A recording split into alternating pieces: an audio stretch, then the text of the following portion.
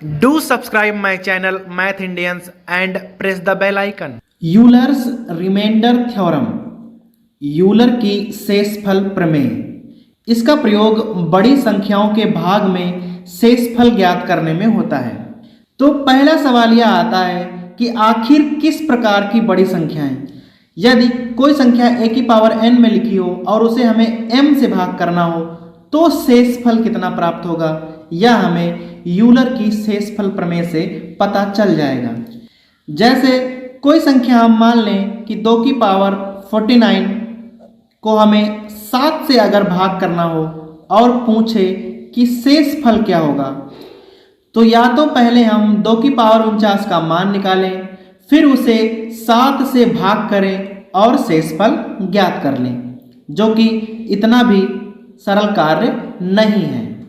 अतः शेषफल को आसानी से ज्ञात करने के लिए हम यूलर की शेषफल प्रमेय का प्रयोग करते हैं। सबसे पहले हमें यह जानना जरूरी है कि अभाज्य संख्याएं प्राइम नंबर्स क्या होती हैं।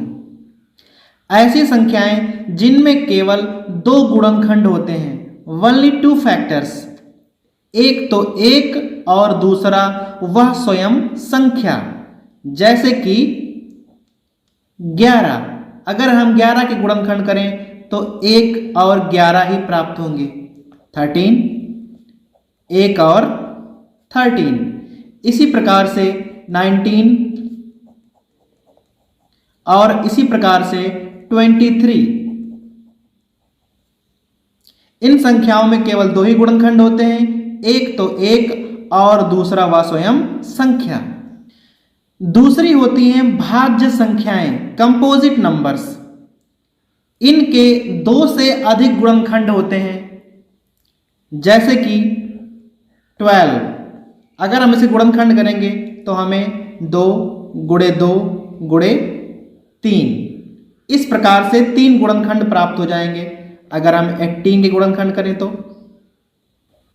2 गुणे 3 गुणे 3, इस प्रकार हमें कई सारे गुणनखंड प्राप्त हो जाते हैं। इन्हें हम भाज्य संख्याएं कहते हैं। प्राइम नंबर्स के अलावा जो भी संख्याएं शेष बचती हैं वो सब कंपोजिट नंबर्स ही होती हैं। अब बारी आती है सह अभाज्य संख्याओं की, को प्राइम नंबर्स।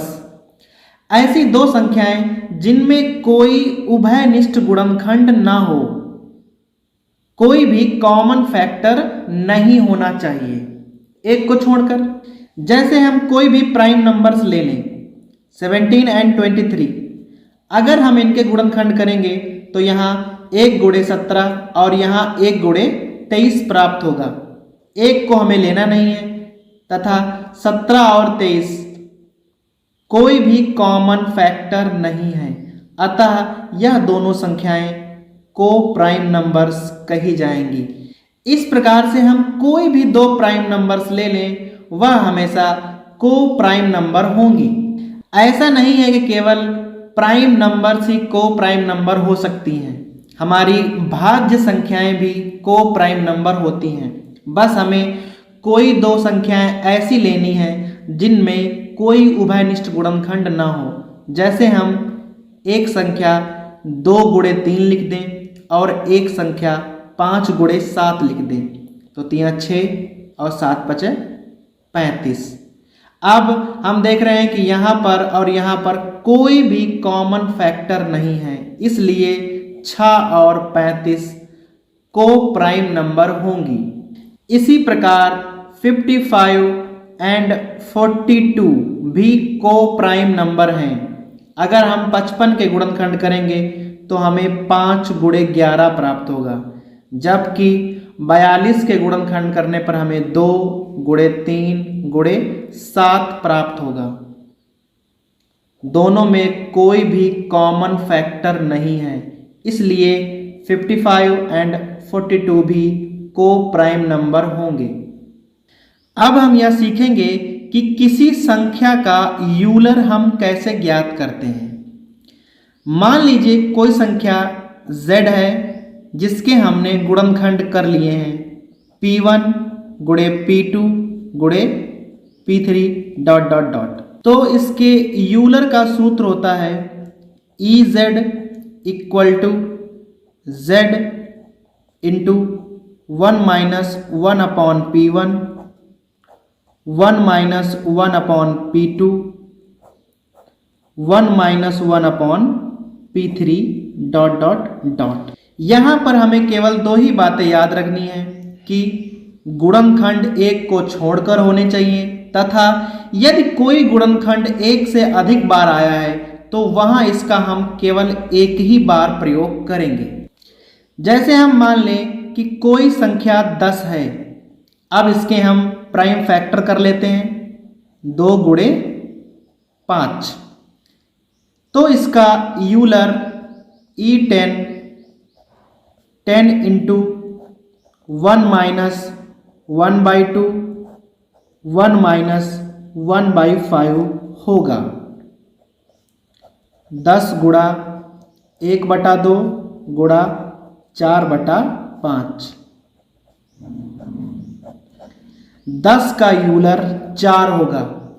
इसी प्रकार यदि हमें 18 का यूलर निकालना हो तो सबसे पहले हम 18 के प्राइम फैक्टर कर लेंगे 2 गुणे 3 गुणे 3। अब 18 का यूलर बराबर 18 गुणे 1 माइनस 1/2 1 माइनस 1/3। ध्यान रहे यहाँ 3 2 बार आया है पर उसका प्रयोग हम केवल एक ही बार करेंगे। 18 गुणे 1/2 गुणे 2/3 और उत्तर 6 प्राप्त हो जाएगा। अतः 18 का यूलर 6 होगा। अब हम यूलर पर आधारित कुछ सवालों को देखेंगे।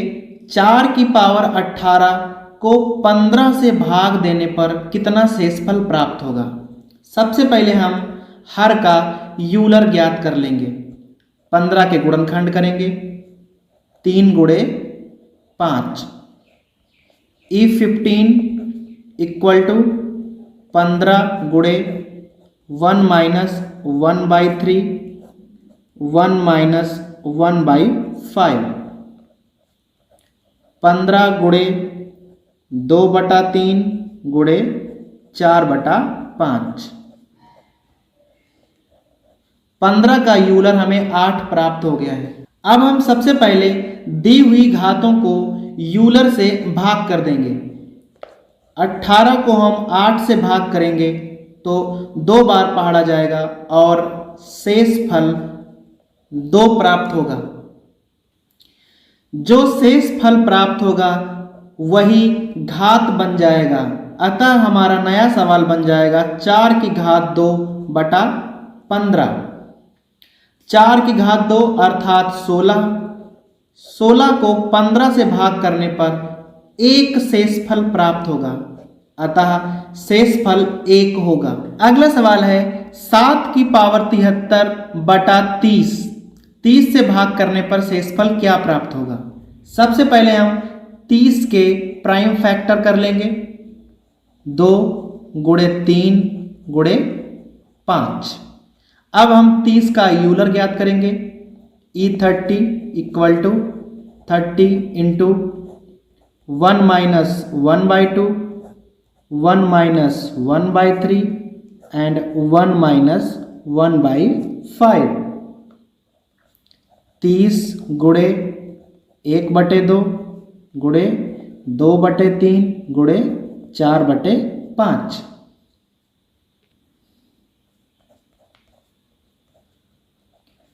30 का यूलर हमें 8 प्राप्त हुआ है। अब हम दी हुई घातों को सबसे पहले यूलर से भाग कर लेंगे। 73 को 8 से भाग करने पर पहाड़ा 9 बार जाएगा तथा शेष 1 प्राप्त होगा।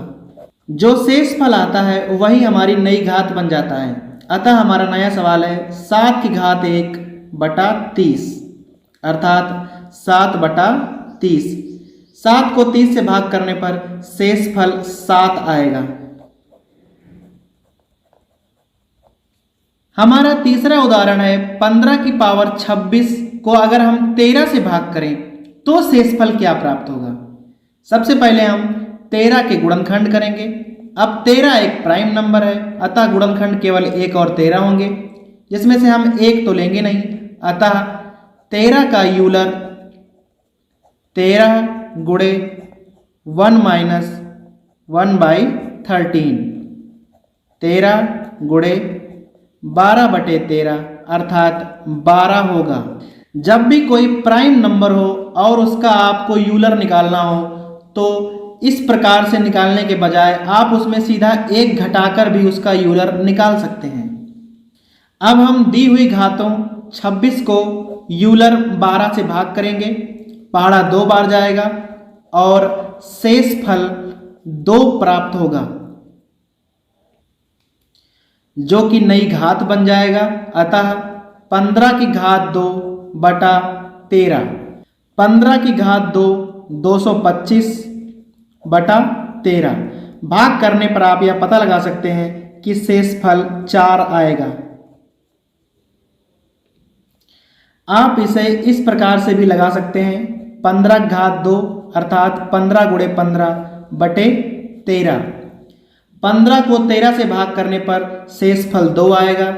इसी प्रकार 2 गुणे 2 और शेष फल 4। यूलर का एक और प्रयोग है सह अभाज्य संख्याएं ज्ञात करना।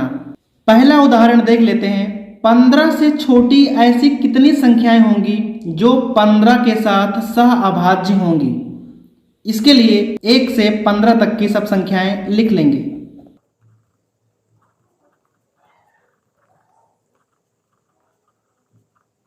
15 के गुणनखंड 15 बराबर 3 गुणे 5 होते हैं। अतः हमें ऐसी संख्याएं ढूंढनी है जिनके गुणनखंड में ना तो 3 आए और ना ही 5। जैसे 14 के गुणनखंड 2 गुणे 7 होंगे, अतः कोई कॉमन नहीं है, अतः यह। 13 एक प्राइम नंबर है, अतः सहाभाज्य होगी। 12 के गुणनखंड 2 गुणे 2 गुणे 3 होते हैं, अतः नहीं होगी। 11 एक प्राइम नंबर है, अतः यह भी होगी। इसी प्रकार 10 2 गुणे 5 होता है, अतः यह नहीं होगी। 9 बराबर 3 गुणे 3, अतः यह भी नहीं होगी। 8 बराबर 2 गुणे 2 गुणे 8, अतः यह संख्या सहाभाज्य होगी।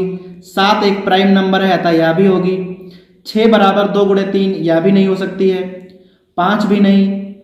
4 हो सकता है 2 गुणे 2, 3 भी नहीं, 2 और 1, अतः 1 2 3 4 5 6 7 8, कुल मिलाकर 8 ऐसी संख्याएं हैं जो 15 के साथ सह अभाज्य हैं।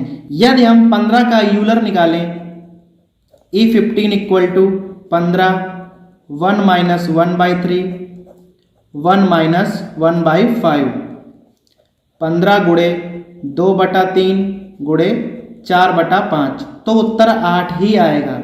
अर्थात यूलर हमें सह अभाज्य संख्याओं की संख्या भी बताता है। दूसरा उदाहरण देख लेते हैं। 1 से 300 तक में ऐसी कितनी संख्याएं होंगी जो ना तो 2 से विभाज्य हों, ना 3 से विभाज्य हों और ना ही 5 से विभाज्य हों। अर्थात हमें ऐसी संख्याएं ज्ञात करनी है जिनके गुणनखंड में ना तो 2 आए, ना ही 3 आए और ना ही 5 आए। सबसे पहले हम संख्या 300 का यूलर ज्ञात करेंगे। सबसे पहले हम 300 के गुणनखंड कर लेंगे।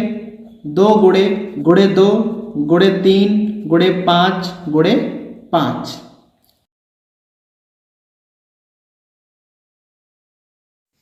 तीन 300 के प्राइम फैक्टर 2, 3, 5 हैं, अतः इसकी सभी सह अभाज्य संख्याएं 2, 3 और 5 से कभी भी विभाज्य नहीं होंगी। 300 1 माइनस 1/2 1 माइनस 1/3 एंड 1 माइनस 1/5। ध्यान रहे कि यूलर ज्ञात करने में हमें संख्या केवल एक ही बार लेनी है। 300 गुणे 1/2 गुणे 2/3 गुणे 4/5। गुणा करने पर हमें 80 उत्तर प्राप्त होता है। अतः 80 ऐसी संख्याएं होंगी जो ना तो 2 से विभाज्य होंगी, ना ही 3 से और ना ही 5 से।